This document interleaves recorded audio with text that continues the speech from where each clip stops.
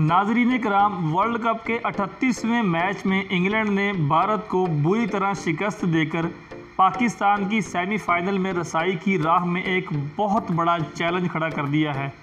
अगर ये मैच में इंडिया जीत जाता तो पाकिस्तान सिर्फ अपने आखिरी मैच में बांग्लादेश को शिकस्त देकर सेमीफाइनल में पहुंच सकता था, लेकिन अब सूरत हाल यकसर तब्दील हो गई है।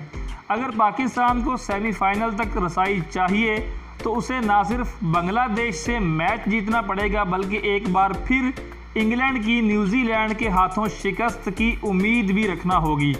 पाकिस्तान के इस वक्त 9 पॉइंट्स हैं और बांग्लादेश से फतह की सूरत में इसके 11 पॉइंट्स हो जाएंगे, जबकि इंग्लैंड को अगर न्यूजीलैंड से शिकस्त होती है तो बरतानवी टीम 10 पॉइंट्स के बावजूद फाइनल 4 से बाहर हो जाएगी। अगर इंग्लैंड को अपने अगले मैच में न्यूजीलैंड से शिकस्त ना हुई और पाकिस्तान बांग्लादेश से जीत गया तो फिर सारी बात रन रेट पर आ जाएगी।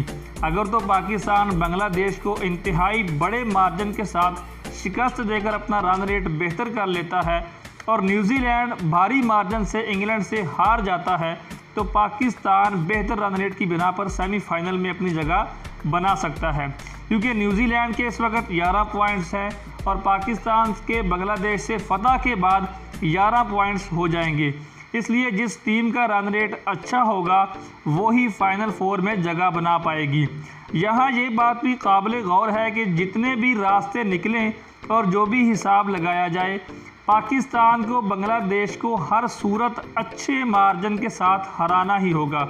अगर खुदा न खास्ता पाकिस्तान को बांग्लादेश के हाथों शिकस्त का सामना करना पड़ा तो न सिर्फ पाकिस्तानी टीम वर्ल्ड कप से बाहर हो जाएगी, बल्कि पूरे टूर्नामेंट का नक्शा ही मुकम्मल तौर पर तब्दील हो जाएगा और सिर्फ ऑस्ट्रेलिया के सिवा बाकी तमाम टीमों के लिए सेमीफाइनल तक रसाई पर सवालिया निशान जो है वो लग जाएगा। तो एज ए पाकिस्तानी हम दुआ करेंगे कि पाकिस्तानी टीम बांग्लादेश को एक अच्छे और बड़े मार्जिन और अपनी जगह सेमीफाइनल में बना सके। आपकी क्या सोच है, क्या राय है, आप नीचे कमेंट सेक्शन में बता सकते हैं। वीडियो को लाइक कीजिए। क्रिकेट की लाइव अपडेट्स से बाखबर रहने के लिए हमारे चैनल को मुफ्त में सब्सक्राइब करें, साथ में घंटी को दबाकर ऑल पर क्लिक करें ताकि आने वाले तमाम वीडियोज़ आप तक पहुँचती रहें।